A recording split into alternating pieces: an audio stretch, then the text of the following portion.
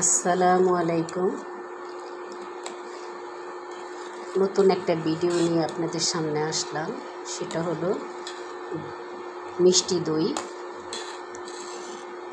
তো এই মিষ্টি দইটা আমি এখানে 1 লিটার দুধ নিছি, আর এটার 1 চামচ চিনি দিয়া ক্যারামেল করে দুধটা এটার ভিতরে ঢেলে দিয়েছি, আর 1 চামচ চিনি এটাতে দিয়েছি। আপনি মিষ্টি যে যেরকম খান ওরকম দিবেন। আর এখানে আমি 1 চামচ গুঁড়ো দুধ দিছি। তাহলে কি হবে, অল্প সময় জাল করলেই দুধ ঘন হয়ে যাবে। যেহেতু বাজারের থেকে কিনে আনা দুধ পাতলাই থাকে, গরুর দুধ তারপরও পাতলা থাকে, আমি সেই জন্য গুঁড়ো দুধ মিলাইছি। আর একটা আমি টক দই নিজেই বানাইছি। টক দইটা দই ছাড়া দইটা আমি বানাইছি। আর একবার আপনাদেরকে দেখাবো, এবার দেখানো হয় নাই। এই দেখেন, দই ছাড়া টক দই, এটা আপনাদেরকে পরে আর একবার দেখাবো। তো এই টক দই দিয়েই দইটা আমি পাতবো। তো দুধটা ঘন হয়ে আসুক, আর একটু এখনো পাতলা। 1 লিটারকে আমি 1.25 লিটার বানাবো জাল করে, তাহলে ঠিকঠাক হবে। আর যদি দুধ না মিলাইতাম গুঁড়ো দুধ, তাহলে 1/2 লিটার বানাইতে হইতো। তো দেখতে থাকুন,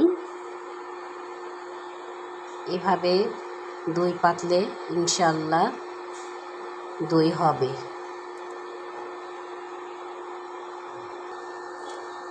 এই তো দুধের ঘনত্বটা দেখেন, বলে বোঝানো যাবে না। 1 কেজিরে আমি 3 পোয়া বানায় ফেলাইছি। এখন আমি নামায় রাখবো, নামায়া নেড়ে চেড়ে ঠান্ডা করে নিব।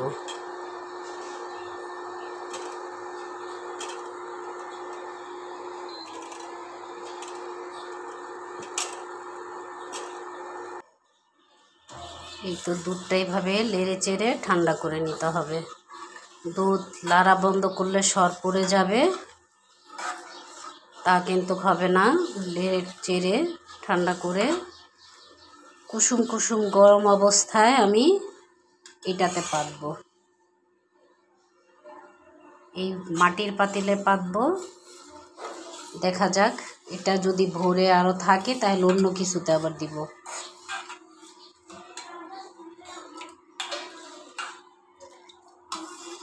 দুধটা এখনো অনেক গরম, আমি ঠান্ডা করে নেওয়ার চেষ্টা করছি। তো ঠান্ডা হওয়া পর্যন্ত অপেক্ষা করি। এই তো দুধটা নেড়ে চেড়ে ঠান্ডা করে নিয়েছি। এই দেখেন, আমি আঙ্গুল চুবায় রাখতে পারি, এতটুকু গরম আছে। যদি এর থেকে বেশি গরম হয় তাহলে কিন্তু দুধ ছানা হয়ে যাবে, দই বসবে না। আমি এই যে আঙ্গুল চুবায় রাখছি। তো এটার সাথে আমি টক দই অ্যাড করব। আর টক দইটা আমি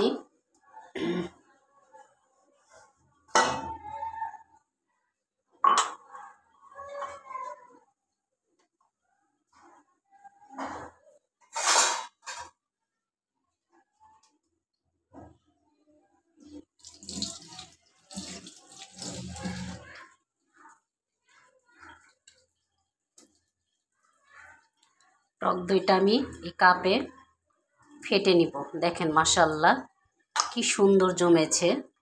আসলে আমি দ্বিধাদ্বন্দ্বে ছিলাম এটা হবে কি না, তাই এই ভিডিওটা করি নাই। আগে নিজে পরীক্ষা করলাম, পরে আলহামদুলিল্লাহ আপনাদেরকে দেখাবো কি করে দই ছাড়া টক দই বানানো যায়। আজকে তো দেখাতে পারলাম না, আল্লাহ বাঁচাইলে অন্য কোনো সময় আপনাদেরকে দেখাবো।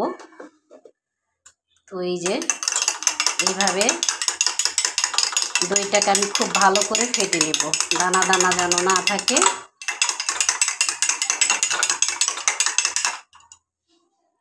দেখেন ক্রিমি হয়ে গেছে।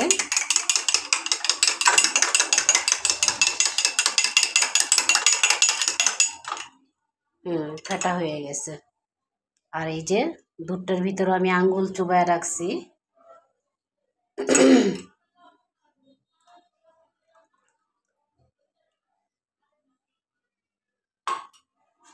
এখন এই দুধটার সাথে ভালো করে মিশিয়ে নিব, যাতে দলা পেকে না থাকে। এইভাবে মিশিয়ে নিলে একদম স্মুথ হবে দইটা। আবার যে সর পছন্দ করেন, ছেঁকে না দিলেও হয়, তবে আমি একটু ছেঁকে দিব। ছেঁকে দিলে আর কোনো সরের কোনো ইয়া থাকবে না। এই যে হয়ে গেছে। এখন এটা আমি ছেঁকে বসিয়ে দিব।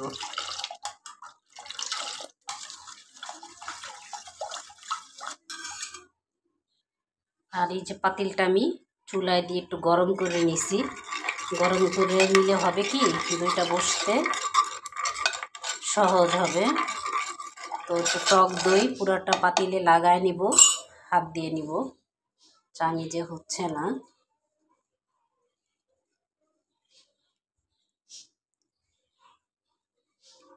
এই প্রসেসে যদি দই পাতেন, ইনশাল্লাহ 100 ভাগ সফল হবেন। কারণ আমি নিজে আগে বানিয়ে দেখেছি কোনটা হয় কোনটা হয় না। আমিও অনেক সময় পারি নাই, এখন হয়তো আল্লাহর রহমতে পারি।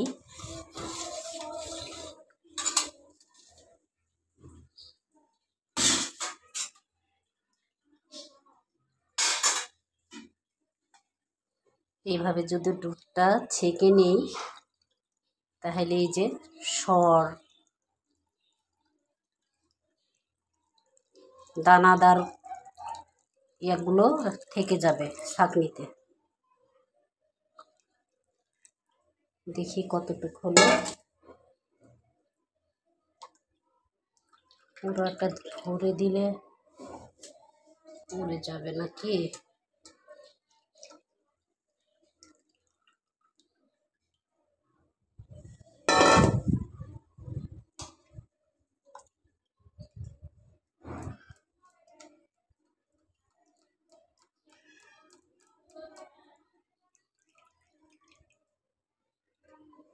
এই যে অবশিষ্টগুলো রয়ে গেছে। এখন দইটা খুব সুন্দর হবে আশা করা যায়। এখন ঢাকনাটা দিয়ে ঢেকে দিব। বাতাসে ঢাকনা পড়েছে, তাই এত বিকট শব্দ। এই তো আমি কম্বলের ভিতরে বসায় দিলাম। আল্লাহ বাঁচাইলে কালকে সকালে দেখব, আবার দেখা হবে। এখন আমি পুরাটা ঢেকে দিব। আগের মানুষ যেভাবে বানাইছে ঠিক সেভাবে আমি বানাচ্ছি। আজকে তাহলে এই পর্যন্ত। আগামীকাল আপনাদেরকে দইটা দেখাবো।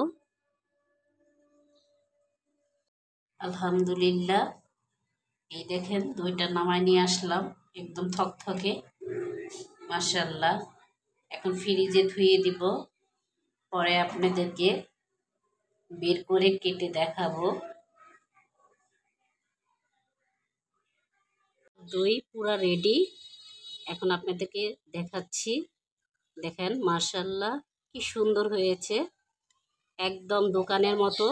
কারো সামনে দিলে বুঝবেই না এটা কি বাসায় তৈরি হয়েছে না দোকানে। তো আজকে এখানেই বিদায়। আবার নতুন কোনো রেসিপি নিয়ে আপনাদের সামনে আসবো। আসসালামু আলাইকুম।